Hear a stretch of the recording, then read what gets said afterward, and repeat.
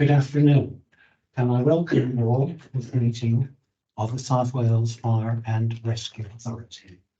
I'd also like to welcome the representatives who are standing online, and in addition, we have two observers from Audit Wales, Charles Rigby and Euros. I'll just say before beginning this meeting that we are the Standards Committee, and it's therefore incumbent upon us to set a good example of behaving with respect and good manners toward each other. That's a given of the way that we work. Moving now to apologies for absence. I gather from Hannah that we've had no apologies for absence notified so far. Can I just ask if anyone is aware of any apologies for absence? If there are none, thank you. We move to declarations of interest. I think I will begin this item just by reminding members that I chair the Standards Committee of Blaenau Gwent, County Borough Council, and I'm also a member of the Vale of Glamorgan Standards Committee. Thank you. Are there any other declarations of interest? If there are none, we move to item 3, which is Chairperson's announcements. And I did have in mind to welcome officially Charles Rigby and Euros Lake from the Wales Audit Office. We now move to item 4, to receive the minutes of the Standards Committee held on the 30th of January 2023. And I'm taking these first of all as to matters of accuracy. Beginning on page 1, page 2, page 3, I think at 12612, and the penultimate line of that paragraph, whether individuals would have the right to address. I think that should be more correctly redress. Simon, I think you're indicating that you want to come in.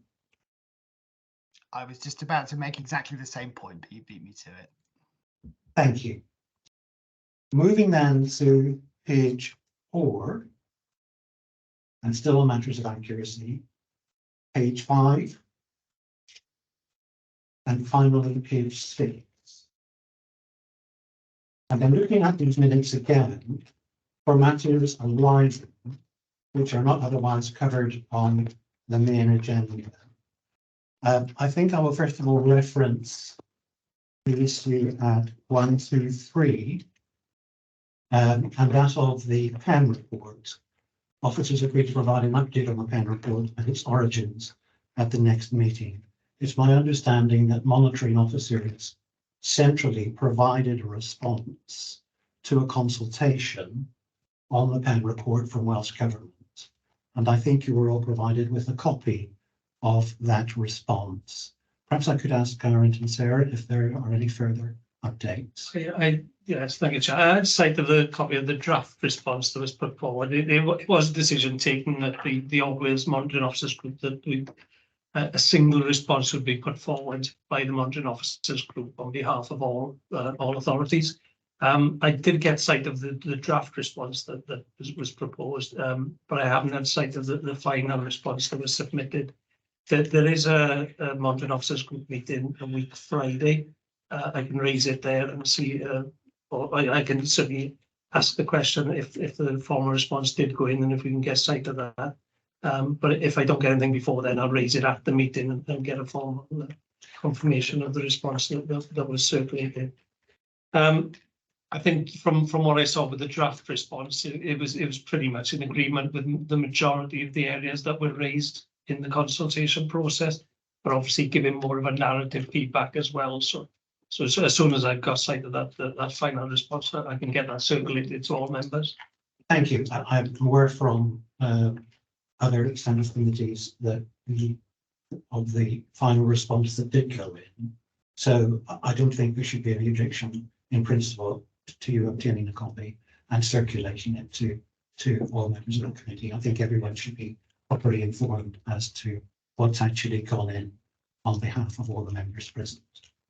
Thank you. We then turn to 12622. And as I recall, this was an item raised by you, Councillor Hurley, in relation to potential hearing difficulties for some members within individual meeting rooms. There was a recommendation to consider perhaps installing headphones or hearing aids. I just wondered what has happened to that as an issue, please. So an update on that is that this meeting room does actually have a hearing loop in it, as does our conference room. So for people with hearing assists, that facility should be available to them. So that's the update that I've got. It's acceptable. Does that answer your point? Yeah, the only thing with that, Sarah, it's all right if somebody has a hearing aid. I don't have a hearing aid, but last meeting we had here, it was in the conference room, and the acoustics in that room is not as good as this room. Agreed. I think I brought that up, if you remember. Yes, agreed, you did. And I'm having a meeting tomorrow to look at what we can do to improve the situation, particularly in the conference room, to see what we can do there, what options we have available to us. Yeah, I think I mentioned, I don't think there is an acoustic ceiling in there. Yes, that is, I do need to double check that Yeah. with facilities. From my recollection, when I was involved very much on buildings, you soon spot an acoustic ceiling. You look at the tile and there's small holes in it just to absorb the sound. I know, Councillor Holmes, that there was work done earlier this year, and they did replace pretty much all of the ceiling tiles in there with better quality tiles, which was more to address some of the acoustic issues. But I think there's problems with air handling systems and the aircon, which conflict with the acoustic panels as well. So it's a challenge that we're trying to address. If I could just give you the benefit of my experience, the community council offices in Llantrys, and many years ago, I had a visit when I first became a council member, and the acoustics in the main hall there was absolutely appalling. And they were talking about engaging the service of somebody to tell them what to do, and all you've got to do is get in touch with Gyprock, and they'll send a rep along, and he'll tell you exactly what's to be done. And you say, save them thousands of pounds. Thank you. I think the issue is that it's been agreed by officers that they'll look at what further improvements could be profitably achieved. So that's the action, as it were, for our next meeting. Thank you, Councillor. We now turn to 12662, and that's of the Ombudsman possibly attending the meeting. My recollection was originally that a representative of the Ombudsman's office was going to attend this meeting, but Sarah, I gather there are some staffing difficulties there at the moment. Yes, they're actually having a changeover of staff within the Ombudsman team, which I believe is happening either last week or this week. So when I spoke to them a number of months ago, they said that they would happily come along to our next meeting, which I think is in February. So they will be attending either virtually or in person at that meeting then, when they've settled in. Thank you. And then 12663, officers agreed to find out what a review request was and report back to members in due course. Is that something that's awaiting an attendance by the staff of the Ombudsman's office? Yes, I'll make sure that we do address that in February. Okay, thank you. At 1266 and 126.7, updated guidance on the code of conduct. I'm not aware that there is substantial progress on this one. Open to correction by either you, Sarah, or you. No, there hasn't been any significant changes to the code of conduct of any notes really to touch forward. Thank you. That completes all the matters arising from my perspective. I will just make the comment that in most other meetings I go to, there is an action log at the end of the minutes. And I think actually it would be very helpful to have one here, which attests to the issues that were raised and the action that's being sought, and then the responses in due course. If that would be possible, please. Absolutely, I'm sure we embody that. Thank you. Then turning to the issue of observation visits by independent members of the Standards Committee at item 5. A number of these have been undertaken. I wonder, Karen and Sarah, if you would explain how you would like to handle this. I don't think there's any point in people going through precise detail of each observation visit that they have undertaken, but perhaps we could deal with it on an exception basis. And if issues have been identified which require to be investigated, then people could reference those. Yeah, I think probably the only thing I would ask Jen to perhaps open the discussion for those that have attended is just to perhaps comment on the benefits they see of the attendance. Obviously, it's something that we resolved back last year. So it is a good practice for independent members to be attending either full authority meetings or committee meetings as observers, with an aim of perhaps better engagement with fire authority members, but also to maintain those high levels of standards that we strive for. So we did definitely see the benefits and the good practice of it there. I think this at the last meeting there was some verbal feedback given on meetings that had taken place, and obviously following that meeting then we decided to get formal forms completed and those submitted by each member who attends, and those are attached to the appendix 2. So yeah, the aim is, I think we'd like to see independent members attending as many of the meetings as possible. For each of the independent members to at least attend one meeting throughout the municipal year, and that's why we've attached at appendix 1 the calendar of meetings for the year, with the aim to try and get as many of those meetings covered off as possible. So I think the observation reports are attached, so I don't plan to go into those in any full detail. Other than just from my observation of those, it seems that they've been well received. The attendance seemed to be beneficial, but I'm happy take comments from yourself, Chair, and the other attendees if they've got any feedback in terms of the benefits they see in that process. Okay, I think it might be good just to spend a couple of minutes on this. Simon, you attended one meeting, the scrutiny group. Is there anything you'd like to say about that particularly, either in exemplars of good practice or issues that concern you slightly? Yeah, well, I didn't have, it was a while ago now, but I didn't have any issues of concern at all. I mean, I thought it was a well-run meeting. It was all done in a very professional and efficient manner. There was good engagement and a very courteous discussion, I thought. So yeah, I mean, as I say in my form, I thought it was all conducted to a very high standard. So and I think there are definitely benefits to us doing this as independent members, partly because it's a good way of getting to know other aspects of the organisation, but I think also that scrutiny and transparency is helpful to make sure that standards remain high. But I mean, I certainly had no concerns at all from a standards perspective. Thank you. I attended the Finance Audit and Performance Committee, which was hybrid, and again I thought it was a well-managed meeting. I just would offer the observation that when a meeting is hybrid, it's sometimes difficult for an external observer to tell who's an officer and who's a member, and particularly if one is using a small screen. So for me, that was sometimes difficult to make that precise identification.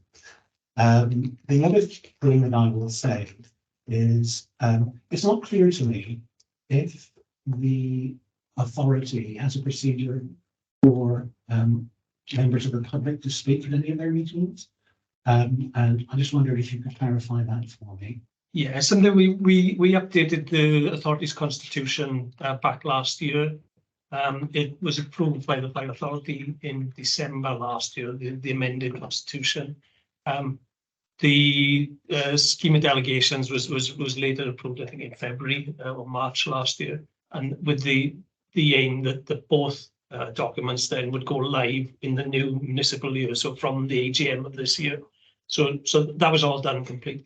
Part of that is what we did, Sarah and I, when we redrafted the constitution, we followed the model constitution, which was drawn up for local authorities. Yes. Following the Local Government Elections 21 Act. So we try to follow that as much as we possibly can to get us up to date. Whilst as a fire authority, we don't have to comply with a lot of it. What we have done is try to comply with it as much as we possibly can, because it's probably only a matter of time before we will be forced down that road, I think. So we try to get ahead of the curve of that. Part of that constitution is we do have a multi-location policy meeting, multi-location meeting policy, sorry, which covers off the hybrid aspects. But we've also extended it now to include public participation. So there's a process in there whereby members of the public can obviously follow the constitution and follow the process, how they can raise questions at meetings. In short, you know, the facility's there. They just need to submit their questions in writing to myself at least 3 working days before the meeting. And then there's the rules of debate. It follows the rest of the constitution practice. Then. Thank you. That's very helpful to know, Karen. Can I just ask, how will that be disseminated then to the public? How would they get to know that they can actually raise questions in that way? The constitution is published on our website, so that's actually on the website and available for all members of the public to view. It is, you know, a very detailed constitution. So what we've drafted as well, and I don't think this is actually published yet because we need to get it translated as well. We've got a constitution guide, so it's more of like an easy read to tell people how to follow the constitution. Again, that's something I think that all local authorities had to comply with. We don't have to comply with, but that's something that we're working towards to get in place as soon as possible. Thank you. So it will be interesting to see how that works in practice. Yeah. Thank you. That was all I intended to raise in relation to my first meeting. Probably just a point to add on that. We did have a fire authority meeting last Monday, and it was probably, I think, the first meeting where we've had an external reporter has joined the meeting, although they didn't raise any questions or place any. They did join the Teams link externally. So that's obviously, I think a trend we see more of now is, you know, there's been a lot of press interest in the authority of late. We probably see more public interest as well, probably in meetings. So there's more of a sense of public participation. I think so. Mark, you also attended a meeting. Would you like to say anything about it particularly? I think I'd just echo what Simon said earlier. I thought the whole meeting, I went to a hybrid meeting as well. Very professionally run. I think the chair did an excellent job of going to the people online and asking specifically for questions outside of the room, which was very helpful. But yeah, overall, very professional, very courteous. The members thank the officers present for their contribution and their time. So, and as Simon said as well, it's a great opportunity for us to go and understand some more of the workings of the authority. Thank you, Mark. I echo that. Can I just ask? Yes, Kate. Those meetings this one in isolation is at 4:30. Are all of those meetings at 10 o'clock? The majority of our meetings are 10:30 on a Monday morning. On a Monday? Thank you. Is there anything else that you'd want to explore in relation to this? That was just to understand what time they were, because I knew this one was the only one that was after normal working hours and such. Thank you. I also attended a meeting of the local pension board. That was another hybrid meeting, and I thought it was well run on purpose. I enjoyed being there, even though I found some of the content quite complicated. But I think you're right, Karen. It is actually important to show interest and to actually just observe what takes place in the multiplicity of meetings that the Fire and Rescue Authority has. So I'm hoping, I'm building on the point now, I'm hoping that we can build on this a bit more. And Katie, I would be grateful if perhaps you could look at the diary for. I've already looked, and I can attend one of every type of meeting between now and the end of the municipal year. So that sounds like very good organisation. Thank you, Katie, but I'd be interested to know, Simon and Mark, if you could also look at the diary and see if there are some more meetings that you could attend to, please. I'm not expecting you to give an answer now, but I think Gary would like to have clarification in due course. Yeah, as long as you link up with Hannah or Scott in member support, they can make sure you've got the necessary links to all the meetings you need then. And I think currently we should aim at a minimum of one, Yes. and hopefully try to get to 2 or 3 if possible. Yeah, as I say, the more the better, really. It gives us that richness of feedback and covers off every type of meeting as well. Can I just ask, when we fill in these forms and complete them, are they useful for you in terms of feedback? I certainly did. Just from reading it myself, I found it very, very useful. It's certainly, and even more useful to have that bit more of a debate around today. So it's just to sort of reaffirm to myself that members are finding it as equally as useful as we are as well. So. Thank you. So we now move to the Public Service Ombudsman Code of Conduct Facebook. Simon, because I chair the Standards Committee in Blaenau Gwent, and I also a member of the Vehicle Morgan Standards Committee, which I previously referenced, I'm going to ask you to chair this item, if that's okay, please. And as Sarah goes through it, I think there's the reason for that. Yeah, no, that's absolutely fine. I think is Gerard's presenting this, I believe. Oh, I'm doing, it's my turn this I time. do apologise. Sorry, Sarah. Over to you. Fine. No problems at all. So this is a follow-up report similar to the one that we had at our last meeting. I'm still calling it the Public Servicemen's Ombudsman for Wales Code of Conduct Casebook. For want of not finding a better title for it at the moment. Now, you last considered the content which was extracted from the Our Findings section of the PSOW website regarding complaints on for the period of the 29th of December 22 to the 31st of August. This paper now looks at the period from the 29th of December 22 to the 31st of August 23. And in appendices 1 to 7, members will see extracts from the PSOW website regarding decisions made relating to the Code of Conduct. Now, if you actually click on the link on the PSOW website and you go to the Our Findings page, you'll see that there are a massive list of all sorts of topics for complaints. And I've specifically focused in on the Code of Conduct because that's one of the key areas of interest for yourselves as the Standards Committee. If I can now refer you to the appendices within there. Now we can see that there are 7 appendices, so there are 7 different areas of the Code of Conduct that I've extracted information for. For all bar 3 of them, there have been no records on the PSOW website. So with regards to accountability and openness and integrity, there were no cases. For disclosure of registration of interests, again, Appendix 2, no cases. On Appendix 3, Code of Conduct of duty to uphold the law, there were 6 cases. Now, I don't propose to go through them in a huge amount of detail, and if members want to discuss them as we go through, more than happy to do that. But in Appendix 3, where we can see there were 6 entries, entries 1 to 3 actually all refer to the same individual. And there was a criminal offence conviction, and that individual was actually disqualified. But there were 3 entries in the casebook because there were different bodies involved. Cases 4 and 5 within there are still ongoing, and there wasn't any significant detail there to review.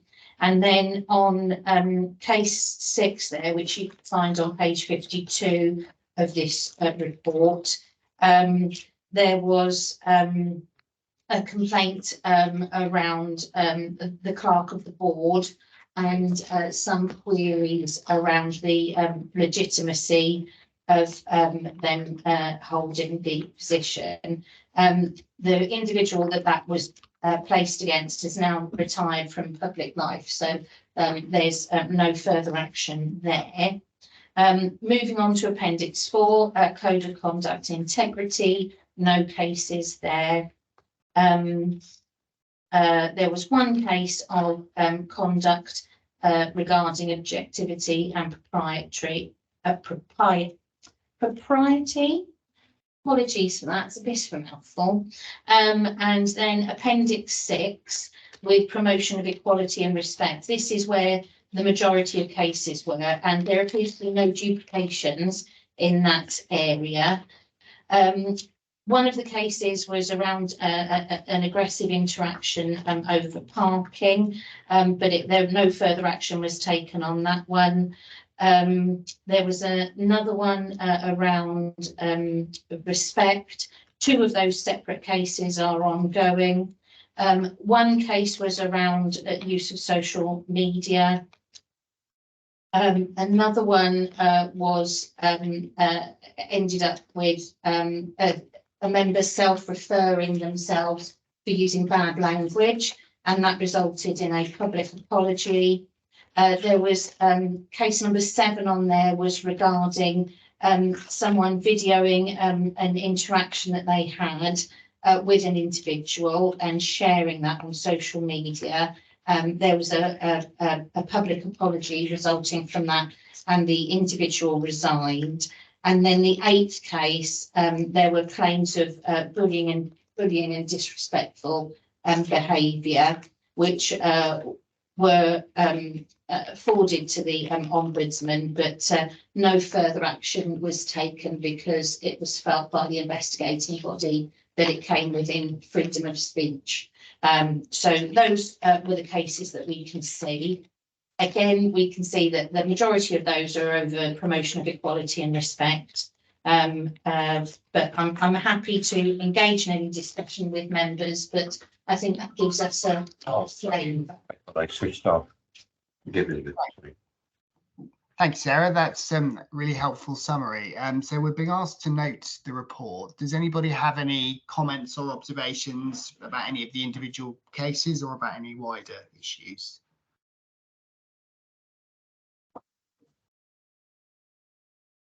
Nobody's indicating. No. I mean, I had a couple of observations I was going to make if nobody else has anything they wanted to raise. I mean, I think it's very helpful to see these reports and see how the Ombudsman deals with these cases, because it gives us a good frame of reference as a standards committee as to what the Ombudsman considers serious and what they don't think is serious enough to merit investing their resources in. So I think that's always quite helpful for us, although obviously we're an independent decision-making body.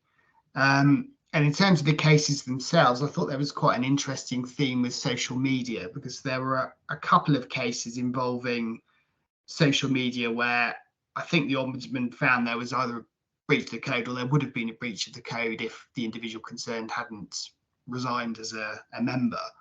But then you can contrast that with the case that Sarah mentioned towards the end of her presentation there, where the comments in question, which were not on social media, I don't think, but they were found to be political and so protected by Article 6 of the European Convention on Human Rights, because they were criticisms of the way that the democratic meeting was being run. So I think there's quite an interesting theme, and you sort of see it more widely in other regulatory contexts outside of local government, about use of social media and the limits of free speech. And I think that's particularly pertinent to councillors, because obviously a big part of the role is speaking publicly and making your views known publicly. So so it's probably even more of a consideration in local government than perhaps it is in other areas. So those were my thoughts. Does anybody have anything that they'd like to say, or shall we note the reports? Oh, Glenn Holmes is indicating. Thank you, Chairman. I'm just looking on page 59 with the case Saunderswood Community Council. Dare I say it's a little bit pathetic that is, when there were two people who had difference of opinion, there's no witnesses, and a case is made against a certain member. The member turned around and said, well, as I read it, he's fair and firm, but straight to the point. When you get something like that, you think, where's it all gone to? In the case on page 65, where the explanation the Ombudsman actually found them to be lacking credibility, but because there was no contrary evidence, they couldn't do anything, which I thought was quite interesting. It set a very high bar for their getting involved.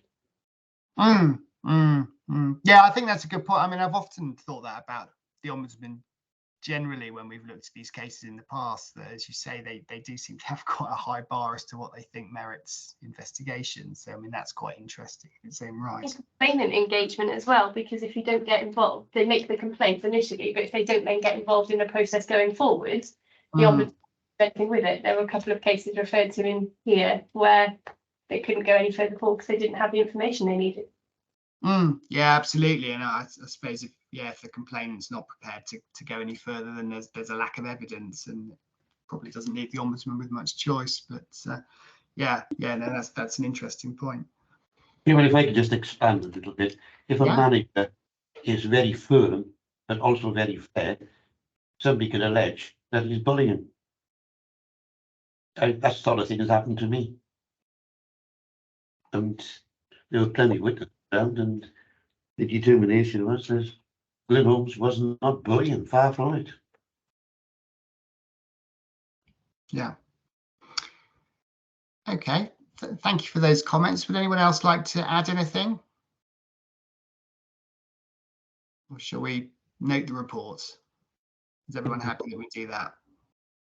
I will just add one comment to this, but it's not in relation to the Code of Conduct case rate. It's in relation to the annual report of the Ombudsman for Wales. And I think the Ombudsman in her last report, Michelle Morris is a relatively new Ombudsman. She was previously the Chief Executive of Blaenau and Gwent County Council. But she's very much restructured the annual report of the Ombudsman from something that was quite dense in terms of words to something that's a very readable style and makes substantial use of informatics. So I think the point I'm making here, Gary, is I think that bears examination by any public sector organisation which produces reports which have a tendency to be wordy and perhaps on occasion dense, because it does make for a very hard read by members of the public. So I think it behoves any organisation to look at the last report from the Ombudsman and to see if there are ways in which they could use informatics to make it more friendly. But I just offer for observation. It's certainly something that we try to use as much as we possibly can in our public facing reports, especially when we have to go for engagement around improvement plans and things like that, because a lot of the data in there is around our performance over recent years and demonstrating tangible evidence against improvements against performance. So we do try to use infographics as much as possible to try and bring the data to life. I think is probably the best way I can describe it, because I think we've had probably a low uptake in levels of engagement when we do as statutory requirement to engage and to get consultation feedback as it's been. So the more we can do to improve that, the better. So yeah, definitely take on board the feedback there. Katie, did you want to chip in? No, that's fine. Thank you. On that basis, then we will move to item 7 and an update regarding the Royal Wales Standards Forum. I think the first thing that we'll do is just refer to Sarah and ask for the date of the next meeting. Yeah, so the next date of the All Wales Standards Forum will be in January 2024. I haven't got the exact day, but it will be occurring in January. Okay, thank you. Perhaps I can just offer some observations from my attendance at these. They are entirely online meetings because they span the whole of Wales. The committee is now actually formed, or correctly, is now finding its feet. There was a very good meeting on the 9th of February 2022 when Richard Pan presented his report on the independent review of the ethical standards framework in Wales. And obviously the consultation from Welsh Government followed that, and we've referred to that earlier in this agenda.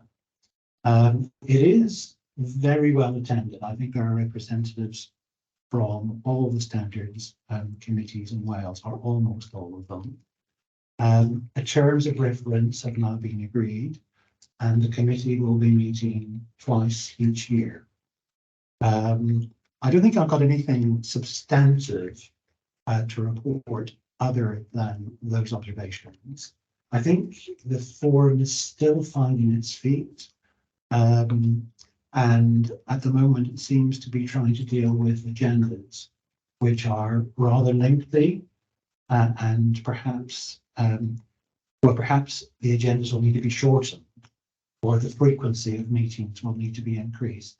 So I'll be interested to see where that dynamic actually goes.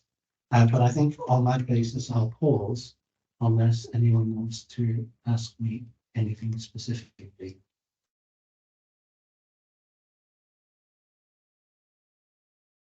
So I did probably, if I can come in just on that one, it's probably, it'll be a topic on the Monitoring Officers meeting a week on Friday. It'll be interesting to see the viewpoint from a Monitoring Officer's view on the benefits they see of that group, because they were certainly supportive of creating the group. And there was certainly, I'd say, groundswell of support for it across independent members and chairs across the standards committees for this forum. So, like I say, it is early days, I think, for the forum. I think there'll probably be a change in the level of support from monitoring officers to the group, because I think the one who's led on it predominantly is unfortunately leaving the monitoring officers group in Wales and moving on to pastures new. So I think I think one of the asks, I think, in the meeting next week will be, for a bit better support from across all monitoring officers, really, to ensure the success of the forum. Thanks, that's helpful. Can I just ask about the Monitoring Officers group? That's, of course, the totality of Wales. Yes. And is that well represented? Yes, yeah. So it's every local authority, fire service and national parks and all. Right. So if the person who's been anchoring the forum, and I think I know who you mean, is moving on to pastures new, that will leave a hole in the capacity of that forum to organise itself properly and efficiently. Yeah, and I think that's what they're just looking for, someone to take up the mantle, really. And so I think that the ask will be going out to in a meeting next week to see, for not just one volunteer to take it on, but I think to share the load across a group of the monitoring officers. I think that's sensible, because as the agendas lengthen, or perhaps the frequency of meeting increases, the administrative burden will become heavier. So I think it would be good if it was shared in some way between a number of people. Yeah, what we did discuss was doing on a regional basis. So you'd have one monitoring officer for each region, local authority basis, and then what we said as fire sector, then the three of us would take it in turns to support it as well. Thank you. And as we referenced, the next meeting of the forum is in January 2024. And I'm happy to report back again when that meeting has taken place. If there are no other observations or questions on item 7, we move then to item 8 and the forward work programme for standards committee. Sarah, are you able to take us through this? I'll take this one, Chair, if you don't mind. Yeah, so it's the standard format that we use for a forward work programme for all of our authority meetings and committees. So it just sets out the agenda items that are obviously on the meeting for today and the agenda items for future meetings. Obviously, it is, you know, it is a forward programme plan. Should things come forward in the meantime, we obviously add it to the plan, or should we need to take something off, similarly, we'd be doing that. But it is a plan that obviously if members feel there's additional items they'd like to see included within the work programme, by all means, let myself or Sarah know, and that's something that we can add in for future reference. The one bit I will add as well is that it's not actually on the forward work programme, but something that we're working on is a member development programme for fire authority members. And that will include the invite for all the programmes that we put in there. The invite will go out to all independent members as well. You know, I know it was raised, I think, in meeting last year about having some dedicated training specifically around bribery and corruption. It's something that we're looking at doing, running fraud and corruption training for all of our members. So independent members will be invited to that session. But similarly, you know, all the development program that we'll be doing, independent members will receive invites. And again, where possible, we'll try and do them hybrid, so that we're not, you know, forcing everyone to try and attend. There may be occasions where if we get a speaker in or something, and for whatever reason they won't allow us to record, it may have to be held in person. But predominantly, we will try and run everything as a hybrid style meeting. Thank you. That's helpful to know. My observation would be if training is going to be organised with this meeting of 30 independent members, perhaps it's good to have identification of diaries early, because diaries otherwise tend to become full. Apart from the bribery and corruption issue which you referenced, is there anything in this programme that you'd like to reference particularly? No, I think you know we're following a standard format now. I think it's pretty much the same as last year. Probably the only one, as I say, is to draw attention is to the draft annual report of the committee, you know, which again is forming compliance with the legislation. So you know that's something that we introduced. I think we got ahead of the curve, and that is we were asked earlier in the year if we would planned on following compliance, and it was good for us to be able to report that we were already doing that, and we were ahead of the compliance to do such a report. Thank you. As you were aware, I saw that in draft and made some comments on it. Can I just ask, how was it received? The annual report, yes, it's well received, and again, that's something we do for all of our committees. We do annual reports for each committee. So, thank you very much. If there are no other questions or observations in relation to that agenda, we move to any items of business that the chairperson deems urgent, and I don't have any such items. But before closing off item 1, I'd like to go around the room and ask if anyone has any issues that they would like to raise. Please. Nothing comes to mind at the moment, Chair. thanks, sir. Nothing from you, sir. Councillor Roberts.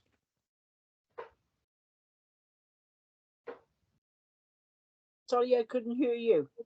Just wondered if there are any issues that you wish to raise. No, fine. Thank you, Councillor Roberts. Simon? No, nothing, thank you. No? Nothing from me, thank you, Chair. Thank you. So on that basis, we have reached the end of the agenda. Business is concluded. Can I thank you very much for your attendance? And I hope to see you all again soon. Thank you. Thank you. Bye-bye.